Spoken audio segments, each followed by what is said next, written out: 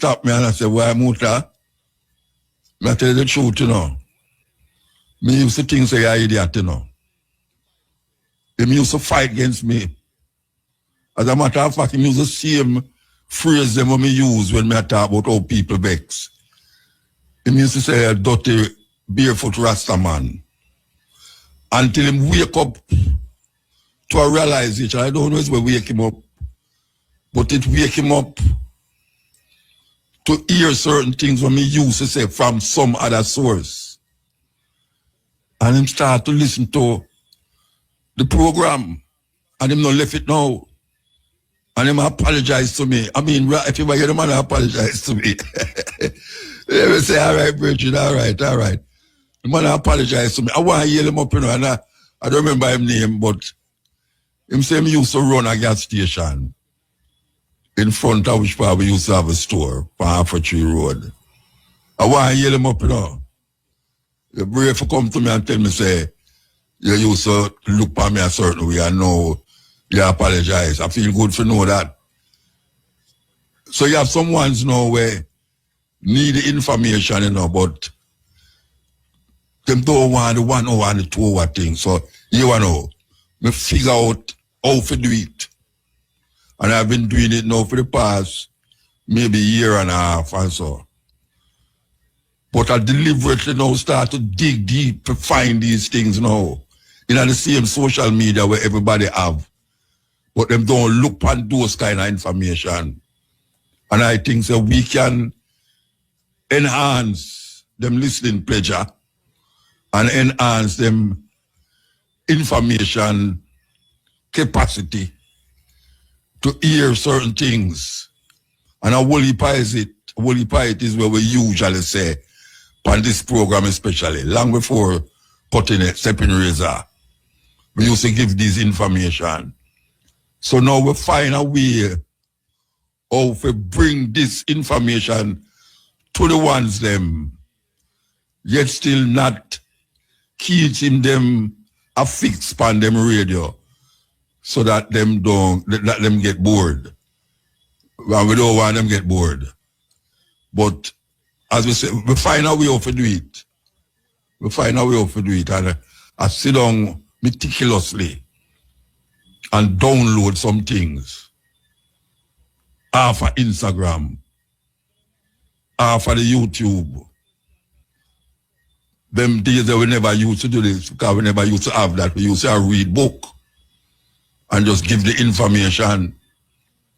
But now we can go up on all these little social media things and find the information. And I say, but wait. A long time, we are telling people them these things. A long time, on the radio, 30 odd years. And now we find out how to do it. How to do it. And we have been doing it. But we're going to step it up. We're going to step it up because a lot of information now come like in 2 minutes. In 2 minutes, you hear so much things in 2 minutes that you can't say you never hear. Yes, because your listening span is not so short, but it helps you to catch on to whoever want to tell you, and also to make it so keen.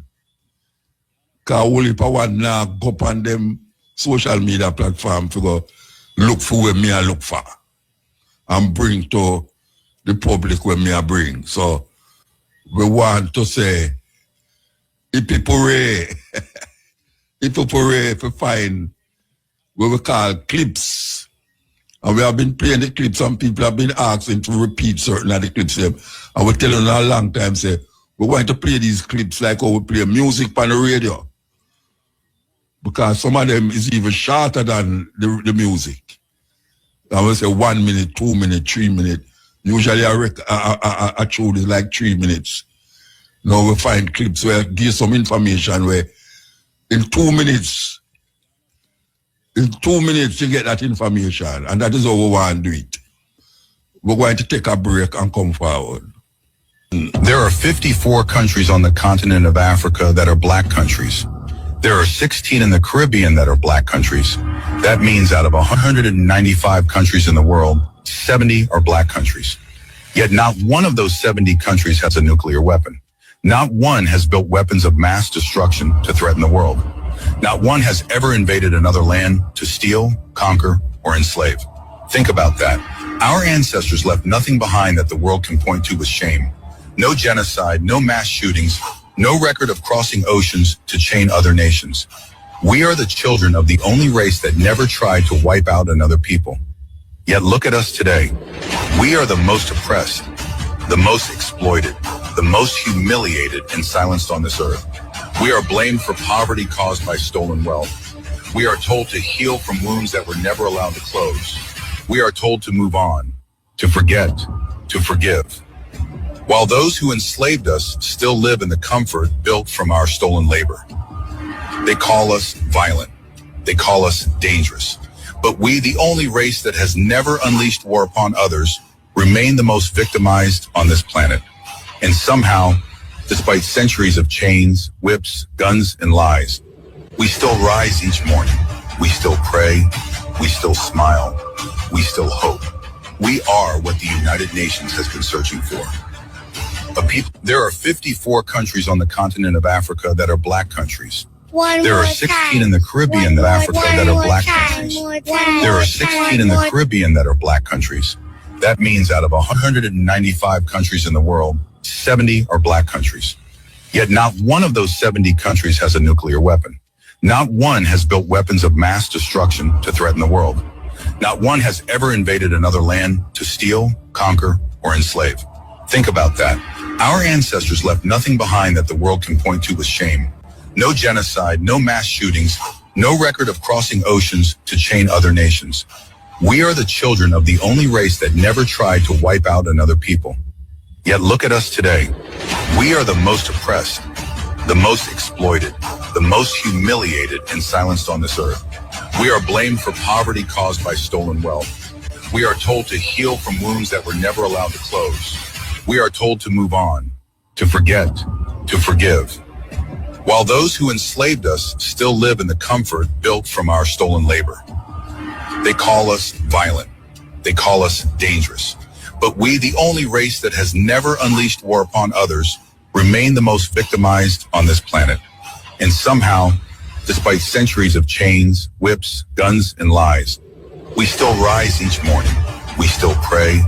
We still smile. We still hope. We are what the United Nations has been searching for. Yes, we are. Is, should be, could be. But we won't. Because we're not in that nature. We're not in that nature. We don't live for country and go in our next man's country, go wipe him out and take away him land and enslave him. We don't do that. We don't do that at all. Nowhere in history you can show me where Africans left Africa and go into a next man country and then take over him country and enslave him by murder and thievery. Show me it. All problems in the world go back to the British. That's true in Pakistan, India. That's true in China. That's true throughout the Middle East. That's true here in Cyprus because they were the most powerful empire for 200 years and they left behind conflicts everywhere. You know, the disaster taking place in Palestine right now, one of the reasons is that between 1915 and 1917, the British promised the same territory to 3 different groups. So first, in the McMahon communications, the British promised it to the Arabs. You fight with us against the Turks, it's yours. Then they negotiated the Sykes-Picot Treaty to say to the French, it's yours. Then in the Balfour Declaration in 1917, they said it's a Jewish homeland. So the British promised 3 times land that wasn't even theirs. And they got a lot of nerve as far as I'm concerned. And now you need to disentangle all of this. But this is where the problems originate.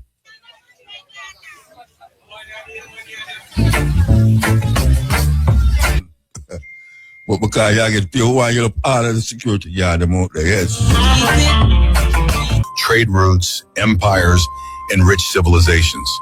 But in the late 19th century, a storm was brewing in Europe, one that would forever alter Africa's destiny.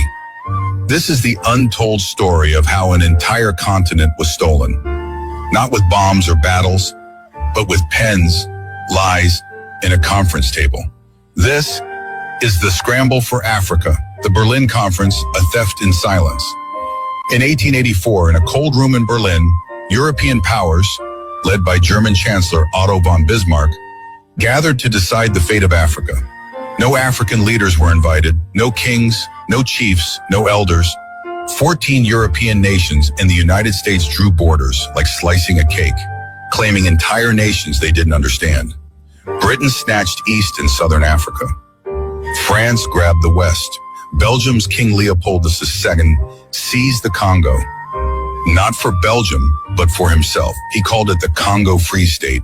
But it was anything but free. 10 million lives lost. Workers who failed rubber quotas had their hands cut off. One of history's forgotten genocides. African envoys wrote letters, pleaded, and sent messages for peace. But their words never made it past the European walls. Cultures, sovereignties, and histories reduced to zones of profit. By 1900, over 90% of Africa was under European rule. Entire civilizations were uprooted, languages outlawed, cultures demonized. But Africa did not kneel. From the mountains to the coasts, from the deserts to the forests, Africa resisted. In Ethiopia, Emperor Menelik II read their twisted treaties, trained his army, and crushed the Italians at the Battle of Adwa in 1896, a victory that stunned Europe.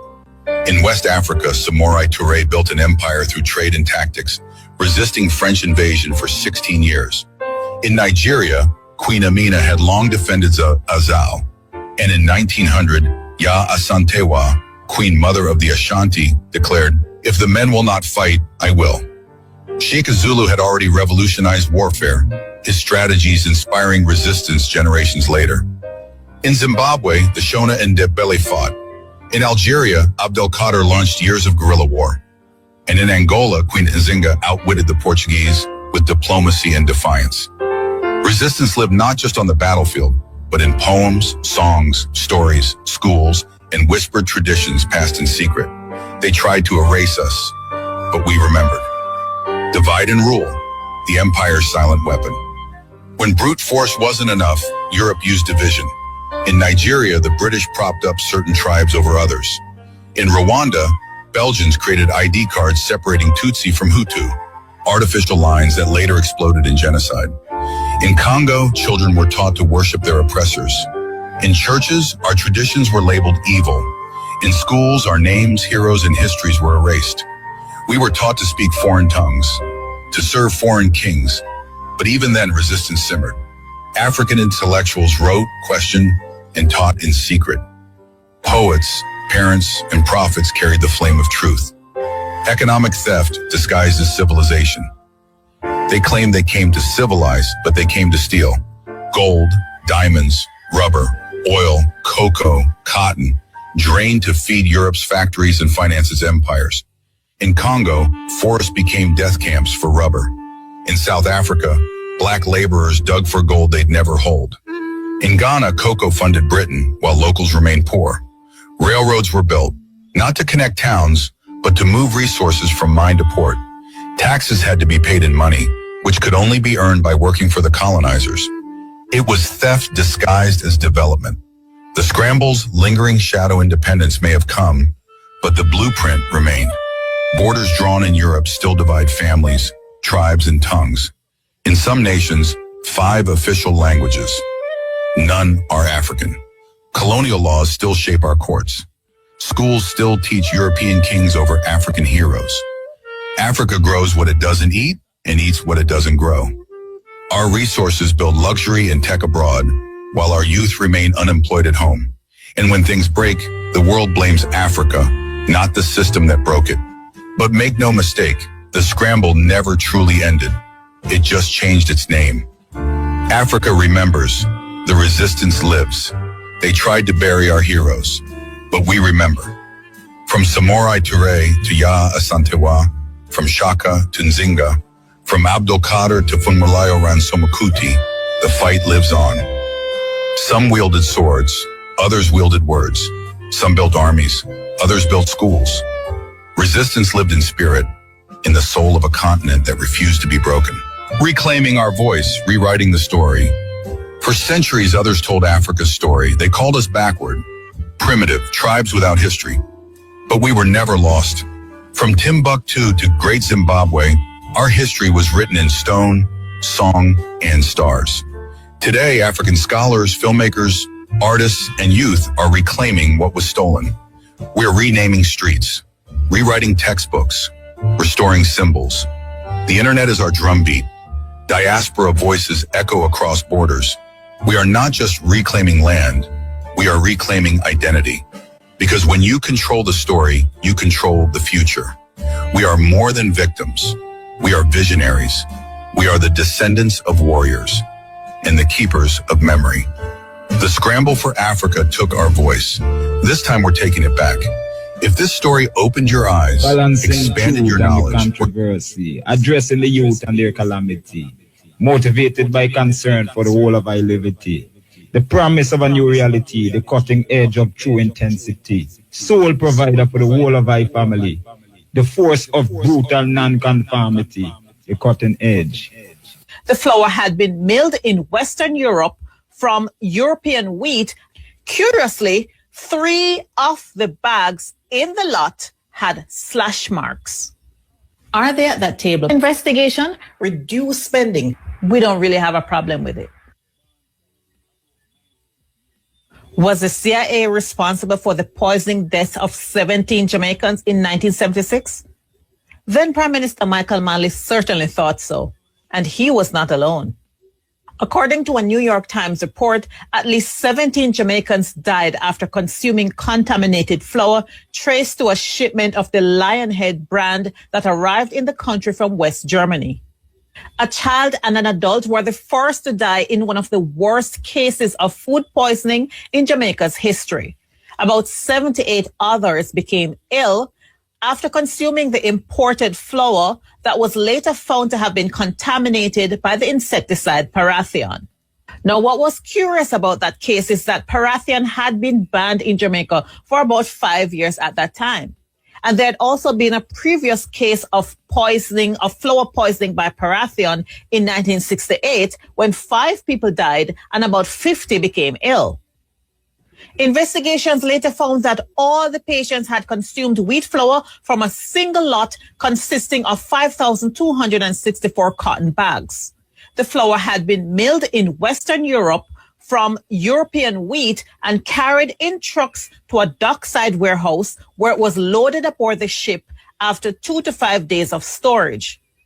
When the flour made its way to Jamaica, it had moved from the quayside to the outbreak locations along separate routes through 2 import houses. Site inspections and review of shipping records suggest that the likely point of contamination was the European port where foodstuffs and insecticides were stored in the same warehouse. Curiously, 3 of the bags in the lot had slash marks. Now, the timing of this incident couldn't be more suspect because it was only a few weeks earlier that U.S. Secretary of State Henry Kissinger had visited Jamaica and asked then Prime Minister Michael Manley to abandon his nationalistic agenda. He wanted to buy out 51% of the foreign bauxite mining operations and planned, along with Mexico and Venezuela, to build an international aluminum processing complex outside the multinational system. But Manley's nationalism plan, which included increasing access to healthcare, education, and very importantly, land reform, did not sit well with the United States. Manley was threatened to either abandon his agenda or risk the removal of the $100 million line of credit promised by the U.S. The poisoning was one of many incidents that had Michael Manley convinced that the U.S. government was out to get him. In 1977, the U.S. Embassy in Jamaica sent a telegram to the Department of State in which they said, Prime Minister still believes some CIA people were trying to destabilize his government and perhaps even assassinate him last year. With respect to the Duncan poisoning, he said he's satisfied that the CIA had nothing to do with it, but he is convinced that some of the same elements that were involved in the destabilization effort last year were also involved in the poisoning. Michael Manley would later say, looking back at the events of 1976, I have no doubt that the CIA was active in Jamaica that year and was working through its own agents to destabilize us. As history would have it, Michael Manley was right to be suspicious. The U.S. Office of Historian has a document that's listed under its Foreign Relations title 1977 to 1980, Mexico, Cuba, and the Caribbean. Memo 197 for members of the Special Coordination Committee. Subject, Covert Action Options for Jamaica. This paper proposes a covert action program in Jamaica. It has been prepared by CIA as a means of countering Soviet and Cuban moves to gain control over Jamaican policies and to expand their influence in the Caribbean. Our ultimate aim is either the political defeat of Manley and the replacement of his government with one more friendly to the U.S. and appreciative of U.S. interests, or at a minimum, the application of enough pressure on Manley and his People's National Party to force moderation of their foreign policy, particularly a reversal of the trend towards closer ties with Cuba and the Soviet Union. And the memo proposes several actions that they may take. Option number 1, unilateral. Establish direct confidential contact with Edward Seaga, the leader of the main opposition party, the Jamaica Labour Party, and also provide guidance, assistance, and funds to the JLP in the upcoming national election campaign. Option number 2, through the international network of covert action assets, call for retention of democratic institutes in Jamaica, condemn Manley's close ties with the Cubans and Soviets, and expose Manley's efforts to suppress political freedom and prevent free elections. And there are other historical documents which shows that the Gleaner Company newspaper and several local religious and community organizations were utilized in this option too. These are documented facts. Now, despite the existence of this memorandum and several declassified CIA documents, the agency continues to insist that it was not involved in any destabilization efforts in Jamaica. And there has been no distinct evidence that has tied the agency to the flour poisoning incident in 1976. But all these coincidences have led many historians to believe not only in CIA involvement, but that high-level U.S. government officials had signed off on the destabilization effort that led to the massive defeat of Michael Manley in 1980 and the propelling of Edward Seaga into government. RFM, number 1 reggae station in the whole wide world. Radio. Sure. 11 o'clock. They are already upon the cutting edge. Here we go. Of the then Chancellor of Germany, Bismarck, specifically to come up with a strategy that once again would see to it that Africa and her children are forever defeated and dominated. They spent 4 months, 4 cold months in Berlin, Germany, from November of 1884 to February of 1885. And by the time they were done, our Africa had been chopped up into the tiny little countries that we see today. Countries that were intentionally divided in such a way that individually they will never survive. That individually they are easy to exploit. The whole purpose was to see to it that they can continue to exploit the rich natural resources that we were endowed with in our beloved continent.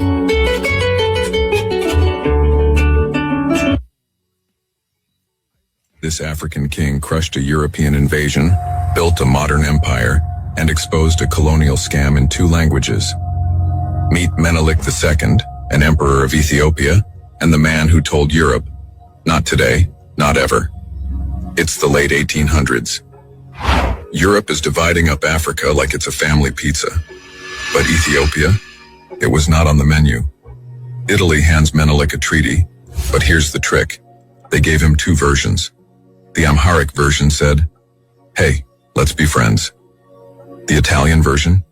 It sneakily claimed Ethiopia was now under Italian protection. Menelik read between the lies and said, "Nice try." So he leveled up. He unified the Ethiopian highlands, brought in neighboring territories, and built the borders of modern-day Ethiopia and a African kingdom under African rule. Now, to keep it real, not every group welcomed that unification. Some southern campaigns involved force, and that history is painful for many communities. But Menelik's resistance to colonization became a symbol of African independence, and that part of his legacy endures.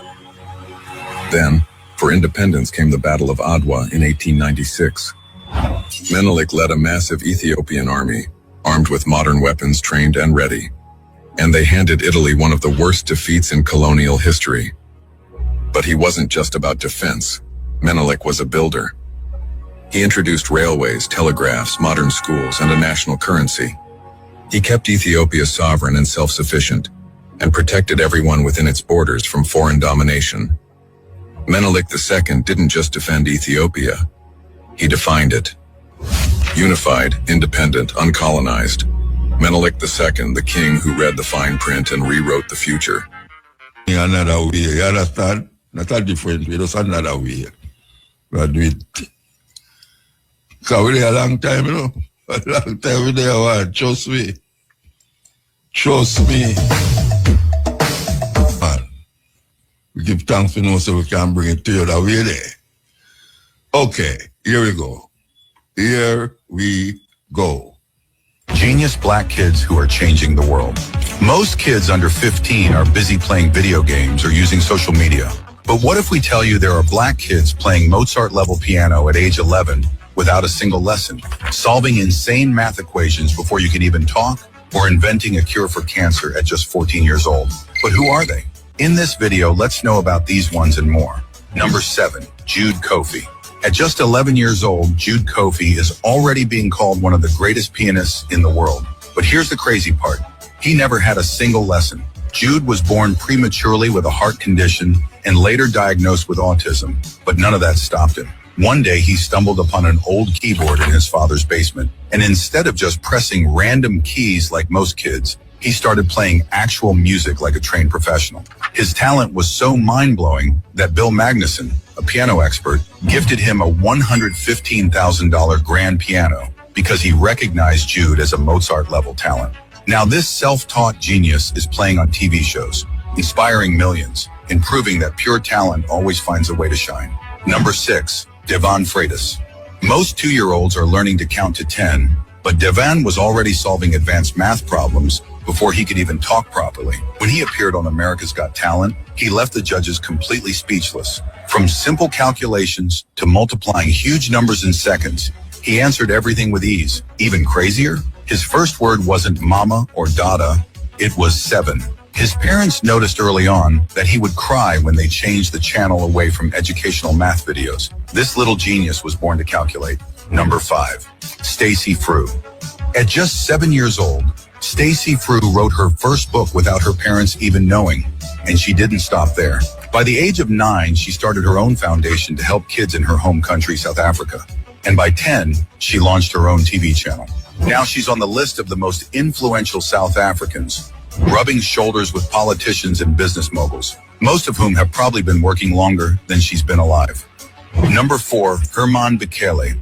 At just 14 years old, Herman Bekele may have done something that scientists have been struggling with for decades. He developed a cure for skin cancer. As a young boy in Ethiopia, he saw people working long hours under the hot sun, often suffering from sun damage. After moving to the US, he realized how big the problem of skin cancer was and decided to do something about it. Herman created a low-cost soap that can prevent and treat skin cancer, winning the 3M Young Scientist Challenge, and earning the title of Time's 2024 Kid of the Year. Number 3, Esther Okade. Most 10-year-olds are learning long division, but Esther Okade was already taking university courses. This Nigerian-British math prodigy took and passed the UK's GCSE exams at age 6. Exams that students 10 years older than her struggle with. By 10 years old, she had enrolled in the Open University, where she is currently working on her degree in mathematics. And get this, her next goal is to complete a PhD by age 14. Number 2, Cache Quest. At just 2 years old, Cache Quest became the youngest member of Mensa, the world's top IQ society. To put that in perspective, her IQ is 146, which is higher than the average adult genius. By 18 months, she was speaking in complete sentences, identifying all 50 U.S. states just by their shapes, and reciting the entire periodic table of elements. Number 1, Jeremiah Addo. Jeremiah Addo from Ghana has a mind like a computer. While most kids his age struggle to remember their own address, Jeremiah can name the capital city of almost every country on earth. By the age of 3, he had already memorized the entire Bible. Yes, from Genesis to Revelation. He can also multiply 2 or 3 digit numbers in seconds, leaving adults completely shocked at his abilities. Here's a quick question. Which of these black kids do you think is the most intelligent and the future's brilliant mind, changing the world forever? Yes. You never know them things that go on. Yeah, man. Brilliance, but you know hear about them. You know hear about them because we don't control the media in this part of the world. We're going to take a break and come forward. Break time. We want to feature this. The most contradictory religious teachings. Listen. Welcome to Logic Over Faith. Throughout history, religion has claimed to be the guiding light of humanity. It has promised truth, morality, and ultimate answers to life's deepest questions. But when we look closely, what we find are endless contradictions. These contradictions are not just between different religions, but often within the very same scriptures and teachings that believers insist are perfect, flawless, and divinely inspired. If something is supposed to be the word of an all-knowing God, it should be consistent. Yet what we actually see are teachings that clash with each other, that say one thing in one verse and the exact opposite in another. And these contradictions matter because people build their lives, their laws, and even wars around them. One of the biggest contradictions across religions is the idea of free will versus divine control. In Christianity, for example, believers are told that God gave humans free will to choose between good and evil. But at the same time, the Bible repeatedly says God already knows everything you will do and has predetermined events. The book of Romans even says God hardens the hearts of some people so that they cannot believe. That means those people never had a real choice to begin with. If a God already knows the outcome and even manipulates your decisions, then what exactly is free will? And if you do not truly have free will, how can you be punished for choices you were never free to make? It is like a teacher giving you a test while secretly deciding your answers in advance, then punishing you for failing. That is not freedom. It is a contradiction. Another contradiction is found in the way religions describe their gods. In many traditions, God is said to be all-loving and merciful, yet the same texts describe God as jealous, angry, and vengeful. The Bible says God is love, yet also describes God drowning the entire world in a flood, wiping out children, animals, and innocent people. In Islam, God is described as the most merciful, yet also as one who will punish eternally for disbelief. If mercy means forgiving and compassion means letting go, then eternal torture contradicts that completely. A merciful parent does not burn their child forever for not obeying, and yet religious texts expect us to accept these opposite descriptions as if they make sense together. Consider morality itself. Religion often claims to be the source of absolute morality, but then it constantly shifts and contradicts itself. In the Old Testament, slavery is accepted and even regulated. Owning human beings, beating them, and passing them down as property is clearly described. But in the modern world, slavery is condemned as one of the worst evils in history. How can something divinely commanded in one era suddenly become universally immoral in another? Believers often argue that morality in Scripture was for its time. But if morality is truly objective and given by an eternal God, it should not need updates or context. If slavery is wrong now, it was wrong then too. Yet the so-called eternal Word of God said otherwise. That is a contradiction between timeless morality and time-limited commands. Another contradiction lies in the teaching of peace versus violence. Many religious leaders will tell you their religion is about peace, love, and harmony. But when you open the very same books, you find orders to kill. In Christianity, Jesus is often portrayed as a peaceful figure who told people to love their enemies. Yet he also said he came not to bring peace, but a sword. In Islam, one verse says there is no compulsion in religion, while another commands fighting unbelievers until they submit. In the Old Testament, God orders the Israelites to wipe out entire nations, men, women, and children. How can a religion simultaneously claim to be about peace while commanding violence in its foundational texts? This contradiction has led to confusion for centuries, where some believers cling to the peaceful verses and others cling to the violent ones. Both sides are quoting the same book. Even within personal teachings, contradictions are obvious. In the Bible, the 10 Commandments say, "Thou shalt not kill." Yet the same God orders his followers to kill in many places. If killing is absolutely forbidden, why are there so many exceptions? In fact, the biggest exception seems to be when God commands it, in which case killing is suddenly good and righteous. That turns morality upside down. Imagine a law that says stealing is always wrong, except when the president says it is okay. Suddenly the law means nothing. That is what these religious contradictions do to morality. The afterlife is another area filled with contradictions. Christianity says salvation is through faith in Jesus alone. But other verses say judgment will be based on works. Which one is it? If faith alone is enough, then good deeds do not matter. If works matter, then faith alone is not enough. And if both are required, then the claim that faith alone saves is false.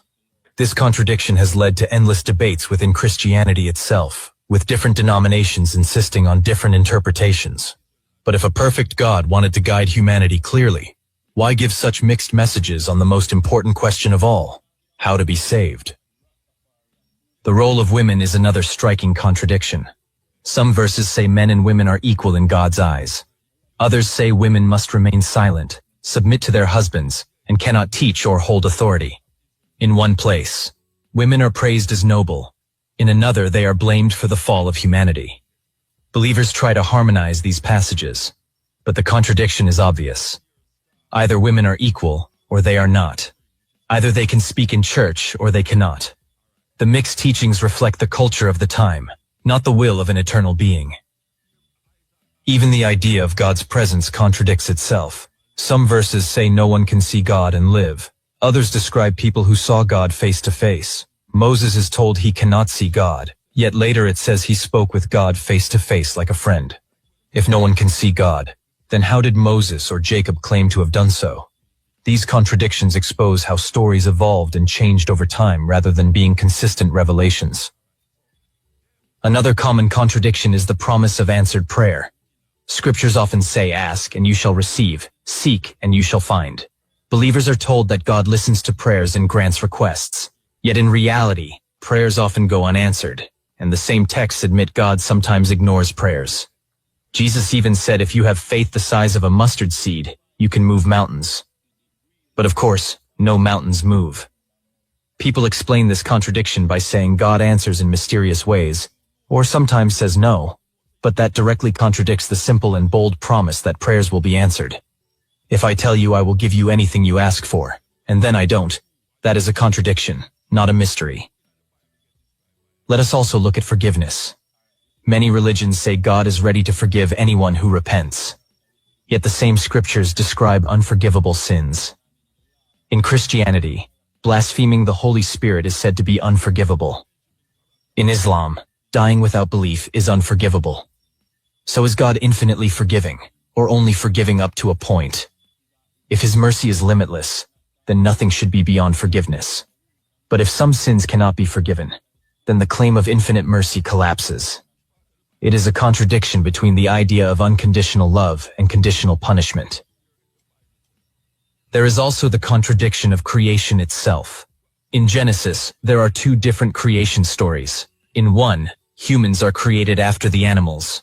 In the other, Adam is created first, then animals, then Eve. These two accounts cannot both be literally true. Yet believers insist the Bible is without error. Even within Islam, the Quran says man was created from dust in one verse, from clay in another, from a clot of blood in another, and from water in yet another. Which is it? Dust, clay, blood, or water? These cannot all be literally true, yet they are all claimed as divine revelation. Religions also contradict themselves about wealth and poverty. On one hand, believers are told to give up wealth, sell possessions, and live humbly. On the other hand, religious institutions themselves accumulate massive wealth, build golden temples, and enjoy luxury. In Christianity, Jesus said it is easier for a camel to pass through the eye of a needle than for a rich man to enter heaven. Yet throughout history, the church has been one of the richest institutions on earth. In Islam, simplicity is praised, but many religious leaders live in grand palaces. The contradiction is clear. The teachings denounce wealth, but the practitioners embrace it. Even truth itself is handled contradictorily. Religions often claim that lying is a sin, yet their own scriptures describe situations where lying or deception is praised. In the Bible, Rahab is blessed for lying to protect the Israelite spies. In Islam, some forms of deception are allowed in war or for reconciliation. So is lying always wrong, or only sometimes wrong? Once exceptions are introduced, the moral rule collapses into contradiction. What makes these contradictions so significant is not just that they exist, but that they exist in texts claimed to be divine. If humans wrote these stories, contradictions are expected because humans make mistakes and change ideas.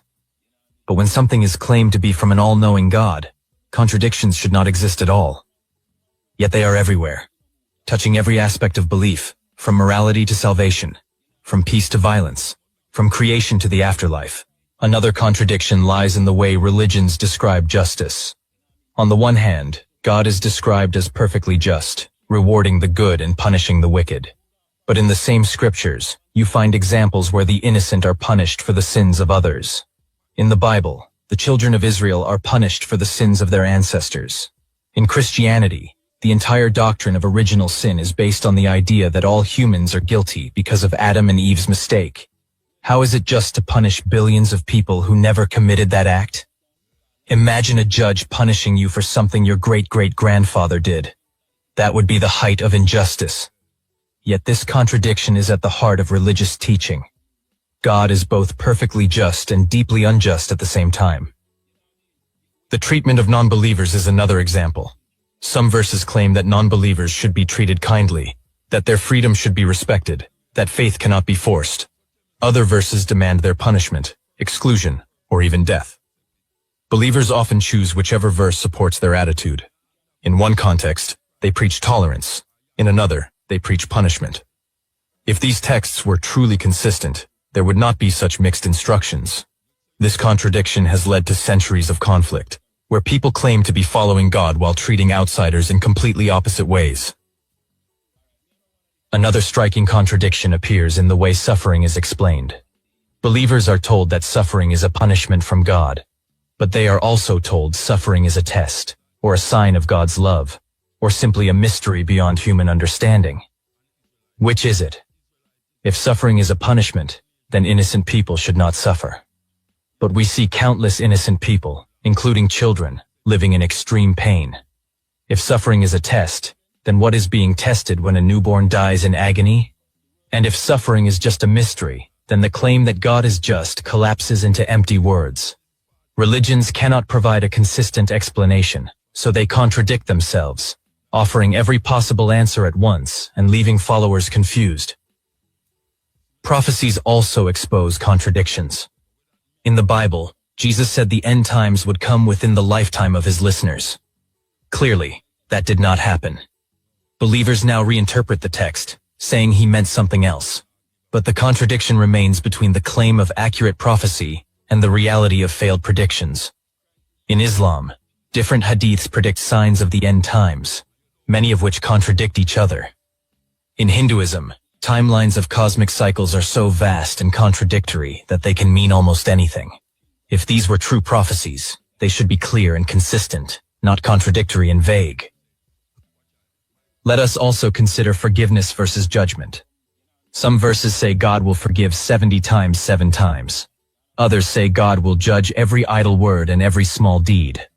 Some passages describe salvation as guaranteed through faith, while others warn that believers can fall away and be lost.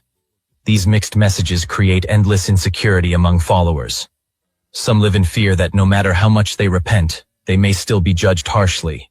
Others live confidently believing they are forgiven regardless of what they do. Both groups point to Scripture to justify their belief. That is the contradiction of forgiveness and judgment existing side by side. Then there is the issue of human worth. Some verses say humans are made in God's image, crowned with glory, and beloved above all creation. Other verses say humans are dust, worms, unworthy, and corrupt. So which is it? Are humans noble beings with divine value, or are they filthy sinners deserving eternal punishment? The contradiction is obvious. This confusion affects how people view themselves. On one hand, they are told they are special. On the other, they are told they are worthless without submission. It is a psychological contradiction that leads to guilt, pride, shame, and confusion all at once. Even the idea of love is filled with contradiction. Believers are told to love their enemies, to forgive 70 times, to show compassion. Yet the same text describes God hating entire groups of people, destroying them mercilessly, and condemning them forever. If the divine model of love includes eternal torture, genocide, and hate, then love loses its meaning. Imagine a parent who tells their child, "I love you, but if you disobey me, I will burn you alive forever." That is not love. That is terror disguised as love. Yet religious teachings ask us to accept this contradiction without question. The Sabbath is another example. In some parts of Scripture, keeping the Sabbath is the most important law, punishable by death if broken. In other parts, it is dismissed as unimportant. Jesus is described as both keeping the Sabbath and breaking it. Paul says believers are not under Sabbath law, yet the 10 Commandments still include it. Which is it? Is Sabbath eternal or irrelevant? This contradiction has led to different Christian denominations splitting over whether or not to keep it. Again, a clear divine message would not produce such confusion. Food laws also contradict themselves. In the Old Testament, eating pork or shellfish is strictly forbidden. Later, the New Testament says all foods are clean. In Islam, pork remains forbidden, but alcohol is also banned. Yet in Christianity, wine is celebrated in communion as sacred. So one religion calls it holy, another calls it unclean. If God gave these instructions, why do they change? Either pork is forbidden forever or it is not. Either alcohol is a sin or it is not. These contradictions reveal cultural preferences rather than divine truth. The idea of God's knowledge contradicts itself too. Sometimes scriptures say God knows everything, including the future. But other times, God seems surprised, regretting decisions, or changing his mind. In Genesis, God regrets making humans and decides to flood the world. If he knew everything from the start, how could he regret? In Exodus, Moses convinces God not to destroy Israel, as if Moses knew better than God. In Islam, God knows all, yet humans are constantly tested to reveal what God already knows. Why test if the outcome is already known? These contradictions weaken the claim of divine omniscience. Another contradiction is found in the very definition of faith. On one hand, faith is praised as a gift from God. On the other, faith is demanded as a choice. So is faith given or chosen? If it is given, then no one can be blamed for lacking it. If it is chosen, then it cannot be called a gift. The contradiction between divine gift and human responsibility leaves followers trapped in circular reasoning. Even heaven itself is contradictory. Some verses describe it as a place of peace and rest. Others describe it as a kingdom where believers rule and judge. Some say everyone will be equal. Others say rewards will differ. Some religions promise paradise as a garden, others as a city, others as a mystical union with God. If heaven is real, why do the descriptions contradict each other so heavily? Another contradiction appears in the command to honor parents. Scriptures say children must respect and obey their parents, but they also say one must hate parents for the sake of following God. Jesus even said anyone who loves family more than him is not worthy. That contradicts the command to honor parents. The message is confused. Family is sacred, but also expendable. Even the concept of truth itself contradicts. Religions claim to be the one and only truth, yet there are thousands of them, each saying the same thing about itself. Christianity says Jesus is the only way. Islam says Muhammad is the final prophet.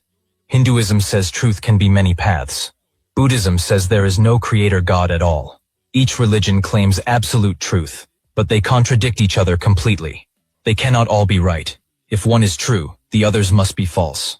Yet believers often claim all religions share the same truth, which directly contradicts their exclusive claims. What becomes clear from all these contradictions is that religion is not the voice of a perfect, all-knowing being.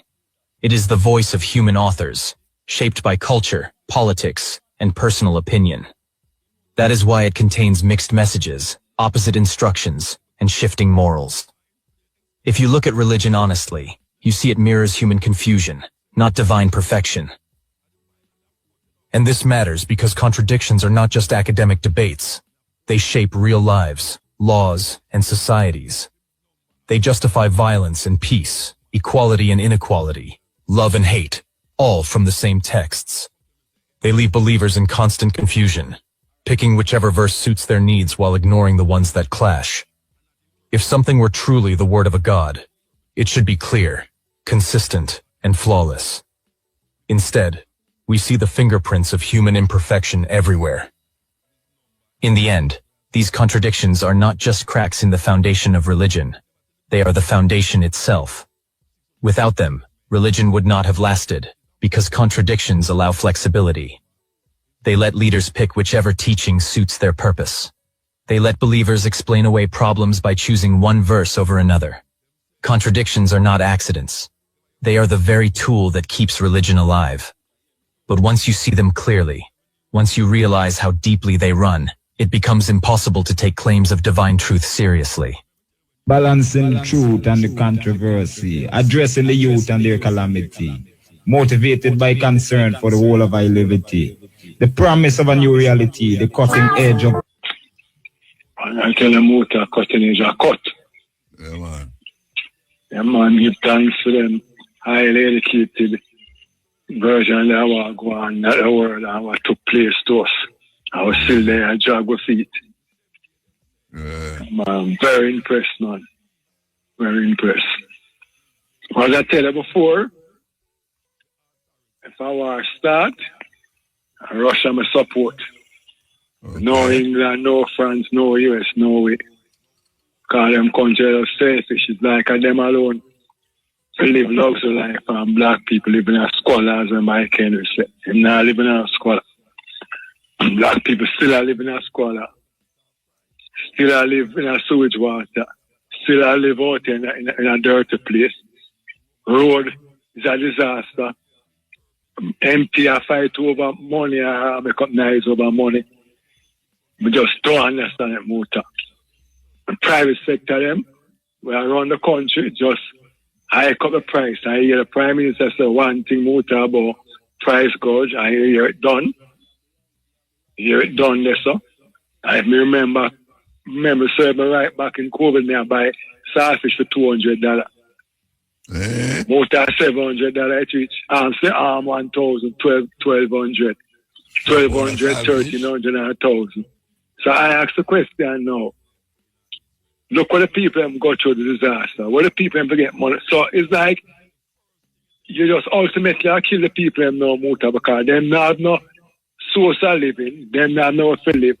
The food if you keep them alive, them can't afford it. Obviously, way I do. No kill them indirectly, muta. But who are they? I know the people them are going to shut this up, man. I know the government. Yeah, but the government who in charge of the country, Muta, just like how you can set up a system where if a man don't have no license, the police can just make one button and everything come up. And when you give insurance to a private thing, or you give insurance to a private information and pass it on to government. Them can't do something about it, Muta, but him not in charge, right? Him don't. Him can't go the private sector around Jamaica make a matter do anything. Really, Muta? Maybe I don't make I used to buy starfish. Maybe I the man on the road that sell the starfish in a little shop. No, man, not mega matter. Everywhere, Muta. Everywhere, okay. Muta. Okay. Everywhere you go. You used to buy a sweet potato for $200 a pound and $600 each and 4. And then the same thing when Daryl bars with $600 a pound for sweet potato. Yeah, and so when we get some downtown today. Virgin, we get some downtown for 4 today. No, man, you buy things at the wrong place, Virgin.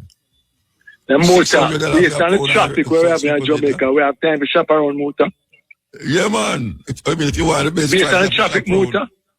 No, if you want the best price, you shop around.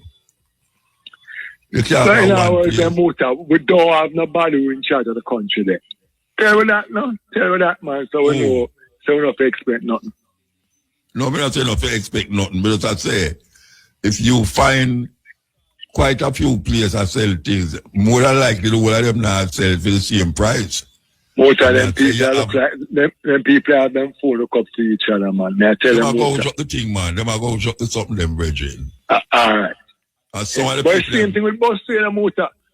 Daryl Bars had come and really and spoke to you on the stepping razor. But the bus. I know me.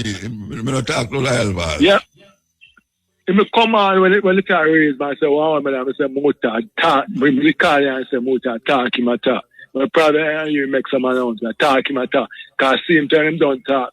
Say the bus fare or the taxi will about 130, 140. I say, Muta, talk him a talk. Because the next day that I go up and then nothing about so how much is the bus fare now? How much feet now? $200. I want to eat it. And the man go outside and piece it on them with that motor. Them are sure say a guy can't do motor.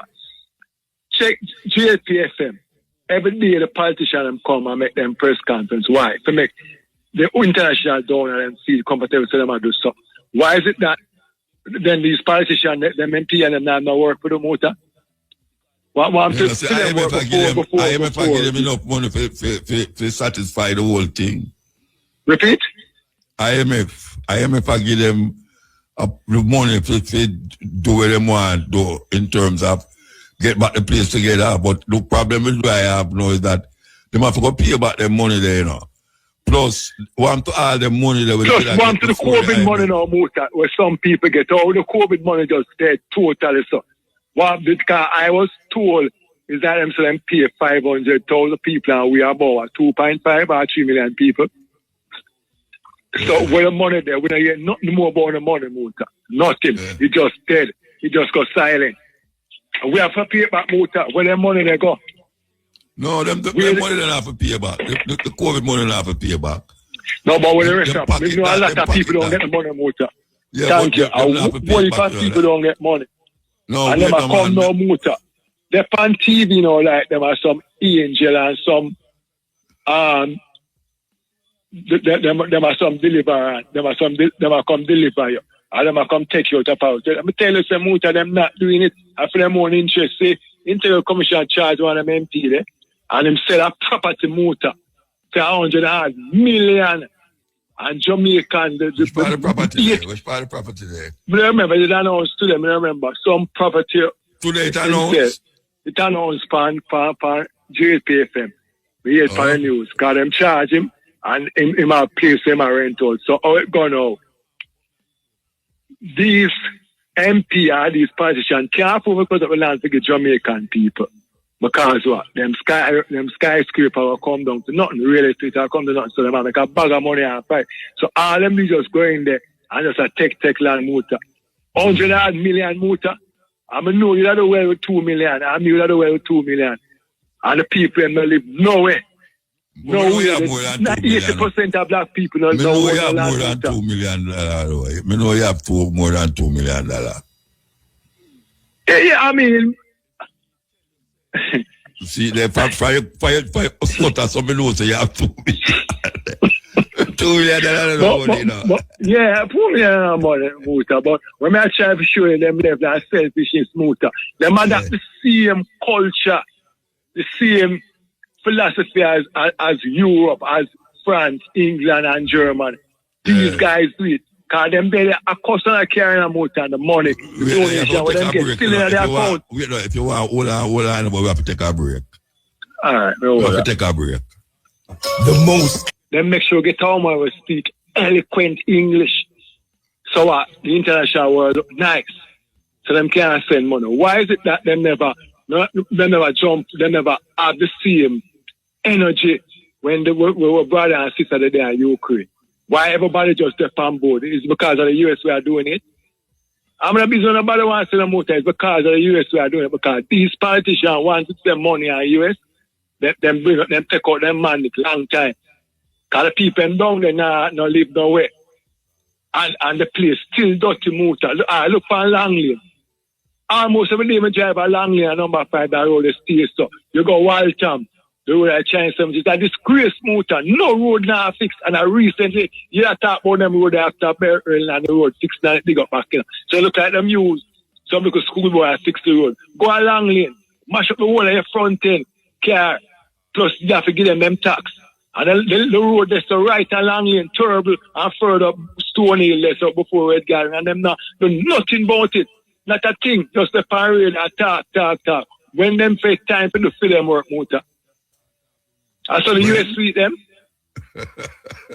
One man owned half a St. Thomas. And my father said, I'm going to politics with lean boat. And them owned half a St. Thomas. And them daughter that she lose. Him son that they are on things. So it's a real dynasty. And him is a black man when I say, me that admire the man in African outfit, you know. So them know how to deceive. The same way the one come with the rod ball, still has to give him rod. So them know to deceive black people. And them have too much land. And them now go to the government and say, all right. We learn from COVID, here we are doing Jones.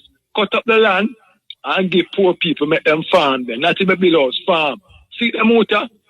I import the man of my plants, import food to come kill we have, to give them more cancer to come kill we have.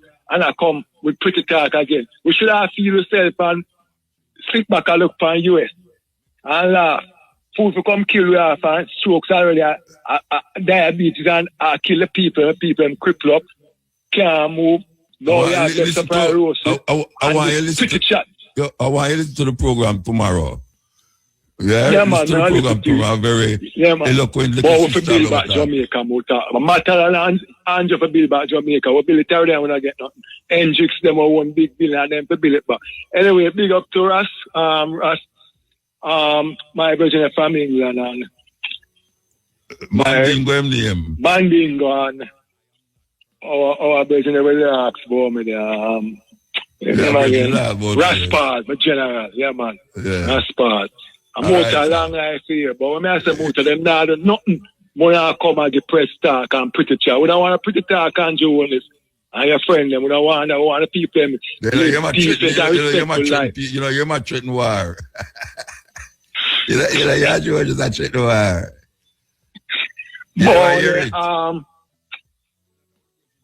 Me hear my go arrogant pan the rhythm, me do walk up, me just I'm saying no chat out the man. You mean him a carry on like him more aggressive than anybody else. And if you're a prime minister, you're a humble man. A prime minister for noble. A prime minister for stand out. Look like him say my humble too long.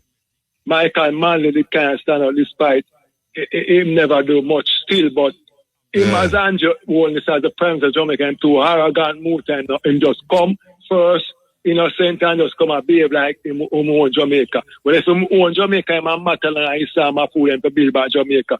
We black people will stand up now and watch him build it. Because we build it for 4 parents, build it out without get nothing Muta more than gunshots. Alright, and high cost of living. And that's what we get, and them keep quiet about it now. Big up yourself here, Muta. Yeah, man. Big up to Carbo. Bless him, man. Yeah. I hear the Prime Minister upon that thing where him say the people were through fake information. I mean, yeah, I get I back know to them. I know fake information is real, but him have to step up and develop him emotional IQ, you know? Yeah. Him can't just take everything so and start, you know, joke a business that you're a leader, you have to have thick skin and know for deal with situation. That's why me labeling Baby Trump years ago. Baby Trump. Labeling Baby Trump years ago, Yeah. you know? And the same thing now, show the same energy towards CARICOM. As a leader of CARICOM and all know in a year, him don't give him stand. I don't know where Jamaica stand as far as this Venezuela thing here go. No, neither Israel. No, I don't hear nothing. I don't know where them stand. I don't know if them support them dep on the side like a Trinidad dep on our Last week I ball out, so they must come out and say exactly where Jamaica standing at. Yeah, show your hand. Yeah. You know, you must show your hand, man. Cause I want thing, you know, they better pray say Jamaica don't get cursed with some natural resources one of these times, and them people I want it. Cause if they want it, then we're just natural resources, man. The people them buy natural resources. Yeah, I know, but in a year, this man you're gonna call we people like we cockroach, like what I'm saying about the people from Somalia or whatever. You know, you call a woman like a piggy. Yeah, that's piggy. But in a year, when say about the whole of the people from Somalia where living where they over Minneapolis. Yeah. Yeah, and say the woman a trash, Elon Omar. He might think to stop all so-called third world country from people from coming to America. Yeah. Stop third world country people from the third world from coming to America. I wish they did say that 1970 or in the 80s to make it a see, and the people would have build them country. Although enough people were running an insult when we hear insult, but still, no matter them guys, although take insult invitation. Still, you know? We take insult invitation. Yeah, but it a change still, you know, because I hear a player a day junior gang mal say this slave miller grind slow, but it grinds still. So, I mean, you know, it a change, but too much people think say yes are the answer, you know. Yes are the answer for everything we have, and we don't want to build our own and engineer our own reality. You know what I mean? We make them engineer our reality. But like me here, you as a long time, you know. You see from your era, you make a man tell that from people determine what is your standard of beauty, what is your standard of right or wrong. And you run it down. And that's the problem there, you know. So the problem deeper than just what we have seen on the surface, you know. Because these folks determine what is everything for us. You know, what is right, what is wrong, what is up, what is down. When you must eat lunch, dinner, and breakfast. Yeah, you know, and everything. And like, me see, me see a video. One of the twin them, me see make a video and when the prime minister say Jamaica people have dignity and a lot of beggy, but and a food kit. But as the brethren put it, they when them a give out election and them a give out them Kentucky chicken and a similar situation to when the people I run to get them care package now. You can't tell the people for one and more say the people like them stand up for their dignity, but when time you have an election and give the people when I use the same Kentucky trick on the people and now the people you know if the people in a need make them run on the care package of the people. You know what I mean? So the Prime Minister needs to assess himself and look into himself, man. And you can't follow up everything, you know. When you're a leader, you're supposed to be above. You want to lead the people. You're supposed to lead by example and set a standard for where you want to be. You know what I mean? And like the Virgin said, if a man, if them are show a fake story, you know, have to show the real, what is the real. You understand? Yeah. Muta, I'm afraid that next man's side of story, you know. It's like this whole communism and socialism and capitalism. Why the capitalists them always a fight against the socialists them? You have to make a man get a chance for film system strive. That's why we'll forever say like all the socialism of Venezuela and them thing that are real. Because them anytime them man they try them own system, them man a whole heap of sanction or whatever. It not gonna work. It's a game. You know what I mean? And if you are gonna tell if a leader is always on that trip forget kill or whatever, he might go all things to himself and try to protect himself. You don't know that? Yeah. If a man is always under pressure because he might feel watch for your stick over him head, he might go govern a certain way. There's some people have an opportunity to govern themselves how them would want it. You know, because you as the standard bearer have your big military, and you just deal with the people how you want to deal with them. You know? But anyway, Muta, big up yourself, and I big up the whole East Kingston, you know, Fireball, Star, Larky, Spratt, Brissy, Avila, Paralita, big up yourself, you know. And I know you lose your mother still, so big up yourself and stay strong. And Muta, Cabo, all Mandingo, be respect.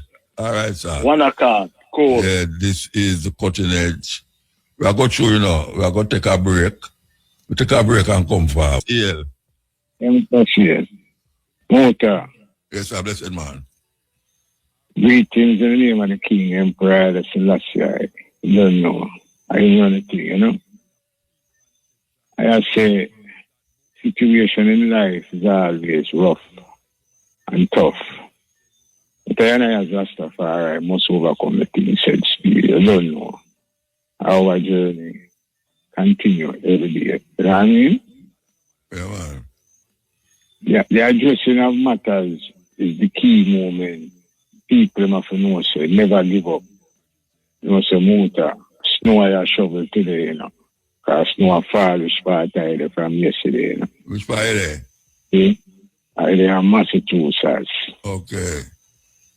I shovel snow and I tell you, so the worst kind of snow that, because it covered rain. And you done everything hard. So more time you get up and things tough. Like how more time in Jamaica right now, a man get up and him feel hopeless because things look like it didn't work out, you know. But you have to just hold the faith and know, say, Jah is the king and he run all things, and don't worry about the naysayers and the negativity and all of them things, because you're going to overcome the thing. Because it's a togetherness, you know, Muta. Right now, when I needed my bridging them on there and call up and check and see how the thing I go, it devastated. And I know so enough people coming like them want to give up, you know. And sometimes when I reason like someone like it's difficult with now but end, but I want people to know, say, just give thanks and praise every day. Hold steadfast to the faith, you know, because this is what I learn, you know, is that the foundation of Rastafari is the greatest energy in the world in the Muta. I tell you, say, I study all the religious concepts and thoughts and things and manifestation of life, you know.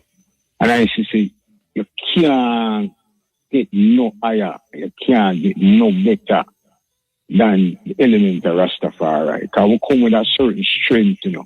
I reason that man there and I tell them, say, Rasta is the only opponent of the British Empire in the smallest number. We fight them undefeated up to this day. Because we take on the full blunt of the British government in the early part of Rasta movement. And we still they are standing, you know. So I just encouragement to the people in the fullness. Don't worry about politicians and all them things. Them say, I'll show you something. Andrew Holness a toe the line with Donald Trump. See? And you know why Andrew Holness a toe the line with Donald Trump? It's because if Andrew Holness go too much on the other side, Donald Trump will draw the rug from underneath enough people. And Jamaican, they now will get no green card, they now get no visa, they now get nothing. And that will be a crushing blow to Jamaica, the economical thing. So more time when you hear him say certain things, it's not that you know I come out right and lick out on it, you know. But you know, say, if you do that, they will go up on the ban country them, like how them gone up from 19 to 30 now, them a ban the country them. Somali right now have a big problem with them. And you have a thing They have a big problem with Somalia. I know Somalia have a problem with them. Somalia and Nigeria have no problem with them, you know. America have a problem. Yeah, in the sense where I say that America have a situation of war with Somalia. You have a thing in Minnesota right now where Somalian people them take over a place in Minnesota. You hear what going on, sir? Yeah, I hear. Yeah. So it a create a adverse issue. You see me I say, because even for all, you know, I tell you something. You have to look upon it, you know, say, America is still America. It's still a white, racist, European, eccentric type of mentality. You can't get rid of that. So you have to look upon overall matter and say, you know what, I have an idea to progress in any way, form, or fashion. But we still have to look upon the enemy as the enemy. We can never forget that part. Because them is not our friend. It's not like random is friend, you know. It's just a matter of dealing with the situation as it is and knowing how it goes, you know? So when I say the justification of what they might do is about maintaining the balance in the world power. But we, as a people, have to stay together. The main focus that are our thing right now, you know, have to stay together. Now listen to Kaboom yesterday, day before yesterday. She did a serial one and I got an interview where she been doing was in 2017 in Jamaica, right?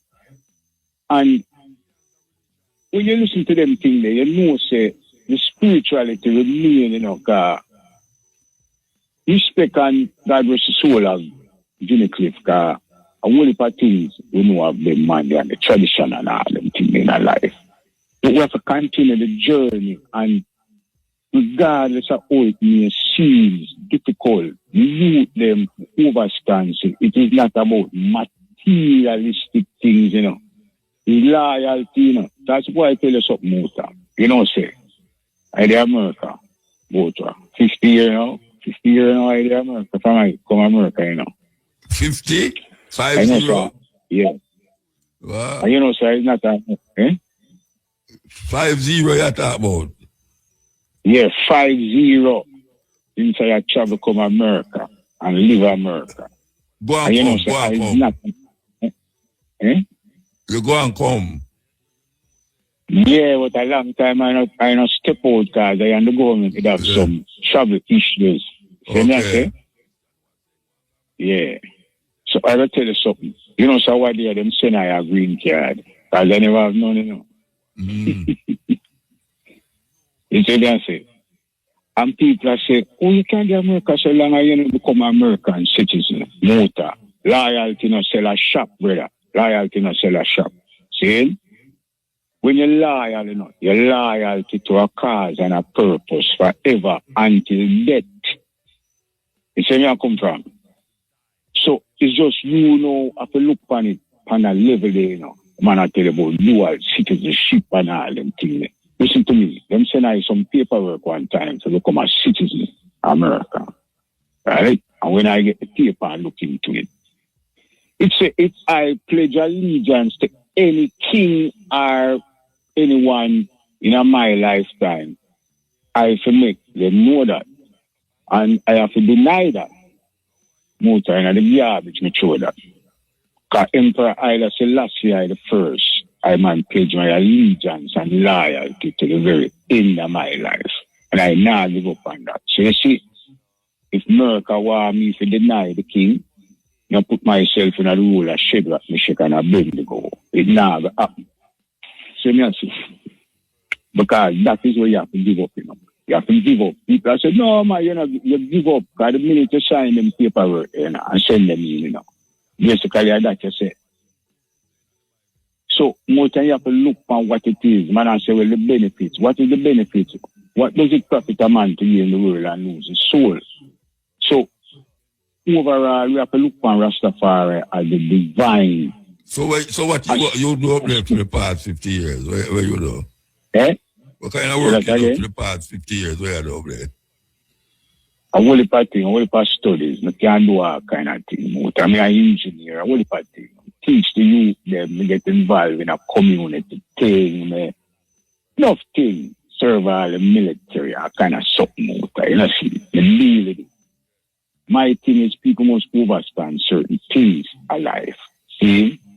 My thing is to expose or pronounce or with the word I use, expose Rastafari to show a man, say, listen, Rastafari will overcome all things regardless of the tribulation of face you. And that is the main focus. Marcus Garvey, I remember the UNI, you know, they joined the organization way back in the 80s, early 80s, late 70s, somewhere around 78, 79, trying it officially. You know what I mean? And I deal with the matter. The thing what me want to get them to say is forget the materialistic aspect of life because it now will get you nowhere. Now will get you nowhere. It's the spirituality of the king because the power of the king is so great that, you know, it makes you overcome all things, you know. Hold on. Yeah. I know every one of them youth are Rasta, you know, brethren. And I know every one of them have a ton Rasta. So, yeah. But you live, you know, when you say material things right now is a very important part of the whole thing, you know. Man, a ton Christian, no one talk about material things, no body, you know. And material things is very important right now because some people right now have no house and no light. Some people don't have no food and them something. They need material things to make them get back themselves in a certain little levels. So, you know, I'm tired to hear people that talk about material things are important. Like him can't do it. No, I know. When I say, maybe I don't construe the conversation right. When I say important, I don't mean to say it is not necessary or necessitated within life. It's just the spirituality of life is of a greater significance to the moral principles of the mind than the so where you call spirituality? Where you call spirituality? The spirituality is the fullness of the awareness of who you are. In a German, them call it the Geist or the Geist, or the spirit of life, which is knowing, say, I and I come from a divine inner being under the auspices of Rastafari movement then. It comes to show, we say, look what His Imperial Majesty do. In a film example, a setting, the tone for I and I follow. Yeah, but you're going back to where Rasta think, but I know I'm not sure, you know, and most of the youth don't think that we hear about no Rastafari, I know this, I know that, you know. And you as a Rasta, who as a Rasta think that. So you can't, every time you hear yourself say, we as Rasta this and we as Rasta that. Well, most of the youth, them now look on it that way there. You know, I mean, you have people all over the world where you have a clue about where you say Rasta that, where you talk about. So you have to function in that thing. I like them to see because I show them from my experience in our life and going through the thing. I see hearing the spirituality, the divine mindset then of overcoming things. The power of Rastafari give you that to overcome the thing, you know. But you have people who overcome things and don't turn Rasta. You have people who overcome things and don't turn Rasta. No, it's not. Listen to me. And I'm going to tell you this again. It's not say them overcome things. It's Rastafari make it happen. They may not know this. They may not know this. What Rastafari make what happen? The positiveness of the world is Rastafari. So you say all the people there in India and China and them something, they're Rastafari. Yeah, man. Yeah, man. A one spirit in a muta. No matter what you do, no matter what you do, no one spirit, a culture. Brethren, a culture and a Rasta. Culture. No, Rasta come out of culture. Buddhism come out of culture. Hinduism come out of culture. Islam come out of culture. So everybody can have the same religion. One religion can't serve the whole world. Religion, It's the concept of the energy, the spirit around the world. It's two spirits in the world, you know. Good and evil, you know. Two of them. And them did it. So which one are the evil? Which one are the evil? Eh? Which one is the evil? The evil is the one who come with the negative elements to destroy. So what you call that evil? What you call it? What you call it? Where I call it? Yeah. I call it the evil. Some people say the devil. But I Alright, so what you call the good part? What you call the good part? The good part? Yeah. The good part. I, the spirit of I, Rastafari. Alright, so if you call the good part, if you call the good part Rastafari, and you call the bad part, what you say you call the bad part? Devil? The evil. The evil. Alright, so let me ask you now. So what the Buddhists call for him good part? Well, I don't study Buddhism to that level if you know what but are you a professor Rastafari the only way? Are you a surprise? Yeah. Oh, Rastafari can be the only way, and Rastafari is part of a culture. Just like Buddhism is part of a culture and Hinduism is part of a culture. You can't come. That's why you have war, because the Islam, they must have them right. So they really want to attack people who are no Muslim. Christianity have Christianity right. They want attack people because they say they are Christian. And now Rasta come with the same madness. I say I just Rastafari. No. Well on, man. Well on. I never say I go attack no one. No, but I say I just Rastafari. And that's what I say, I just Rastafari, that is what it is. Even though what is under a different name. But what it is love. It's love, you know. It's the concept of love. Is not what Rastafari mean? Eh? What Rastafari In other word itself, Rastafari is Prince to be feared. That is what Rastafari want to be feared. Yeah, want to be feared. Yeah. So so are you not study Muslim? Are you not study Buddhism? Yeah, man, I study Muslim, man. I study the Prophet Muhammad. All right, study the Christianity of the world. We're going up Buddhist on a level which part Buddha. But you just have to say that you don't know about them. Reasoning when coming in a positive so if light. Buddhism don't care for Rastafari. Buddhism don't live like Rastafari. Because Buddhism is of a different culture. Them develop them spirituality out of the culture where them define themselves in just like Rastafari. The concept, brother. The concept of Buddhism is about maintaining a balance.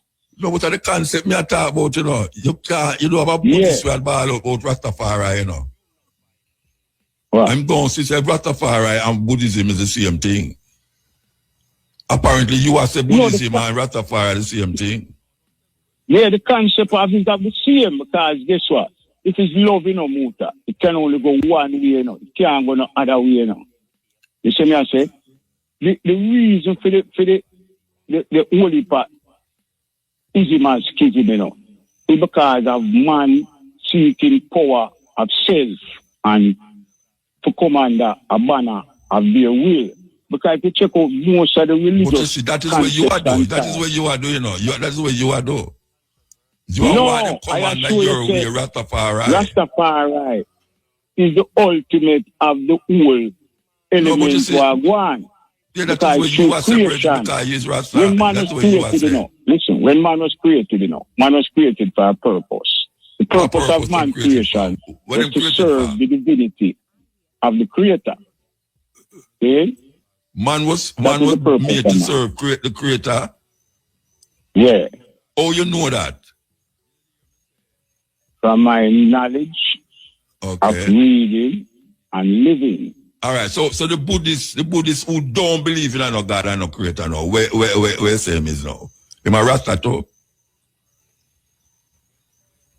The life what he live signify the element of Rastafari. No, sir. No, go so the muta. Well, I say Rasta, not the Buddhist. The Buddhist are not Rasta. The Buddhist is not a Rasta. No, if a man live in a love, the Hindu. But I'm living in love, him is a Rasta. Not because he's living in love, him is a Rasta. No, it's from the perspective of how I see, that is the only word. That is the only word where I can connect with the love of life. Yeah, but you're talking about every man now, but we're talking about other people now. You are connected with Rastafari, but the Buddhist man now connected with no Rastafari. You are connected with where he come out of the culture, where he come out of. Yeah, but Rastafari and Buddhism. Rastafari is feeling reasoning of the word, It's just the liberty that makes it what it is. Yeah, but liberty is not Rastafari liberty. A Hindu, a Muslim liberty is not Rastafari liberty. Muslims don't live like Rastafari liberty. What is Rastafari liberty? Rastafari liberty is where we create in our space, in our culture, especially in a Jamaica, where we domicile upon these farmers and plantation island. We develop an attitude and a culture that we now pinpoint a man in Ethiopia and say Rastafari is the head of that cultural expression. No other people do that, other than people who call themselves Rasta. Muslims don't call themselves Rasta. Sure. They do have no Rastafari. When you are say them are Rastafari because them are deal with love. No go so. Rastafari is not just love. Rastafari is a cultural expression. Yes, I over that. But the aim, like Marcus Garvey said, the aim and the full manifestation of the work of everyday lifestyle is about the expression of love. For love is the key to the whole solution of the problem. We talk about the identify everything under your banner. That is what you do. You identify everything under your banner. So you have to know, love is Rastafari. Well, love is Rastafari to Rastafari, but love is not Rastafari to Islam. No, well, like I say, Buddhism, I don't look upon it in the terms of, I say, Islam. No, but you say like Rastafari will rule the world. And that name there is the name where you identify who are going to rule the world. When a man in Islam, when a man is a Muslim, Islam, him not even business about no Rastafari.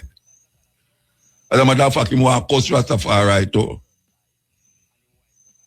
It's just that. Yeah, that is from the mind, because you see, the concept where we are living under is like, all right, the German Holy Roman Empire ruled the world for 2,776 years so far from my studies. See? It may change the name and the concept in a thought when it comes with this guys. It come under this guys have different rulership and different places.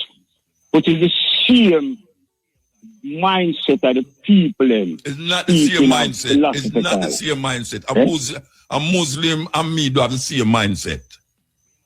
No, why I say is the German Holy Roman Empire ruled the thing for 2,776 years.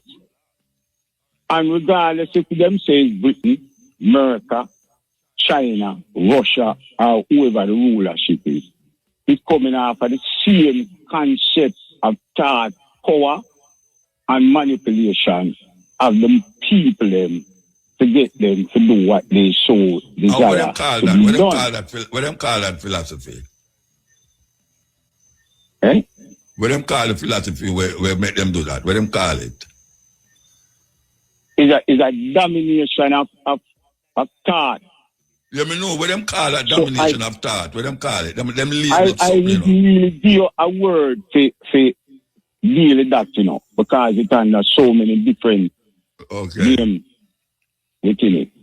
But it's basically to dominate your thoughts with the things that they see fit to do, and you must align yourself with it. Yeah, but it's that Christianity, people them who say, say Rastafari rule the world, and that them a say too.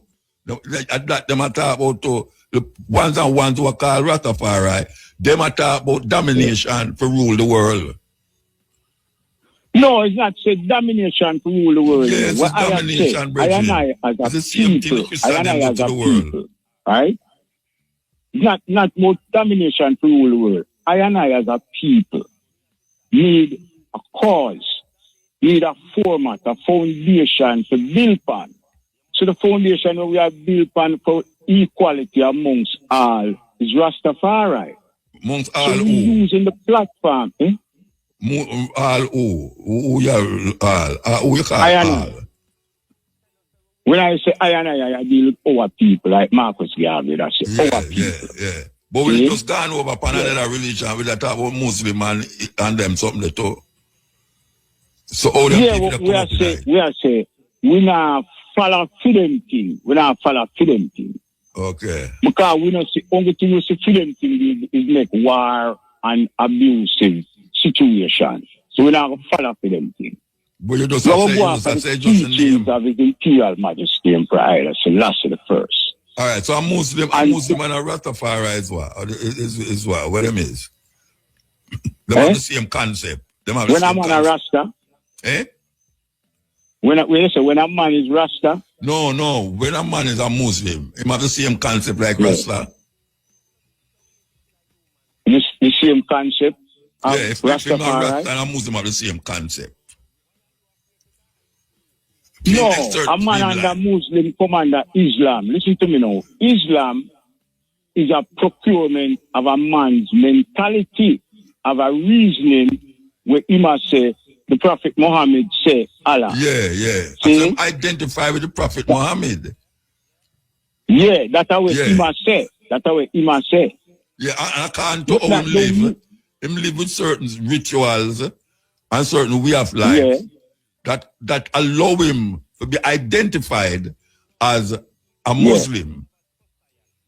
Yeah. So how Rasta but the central belief of Muslim, you know, which people don't know this, you know, is it becomes like the Christianity. It says if one is not a Muslim and has served Islam, one must be put to death.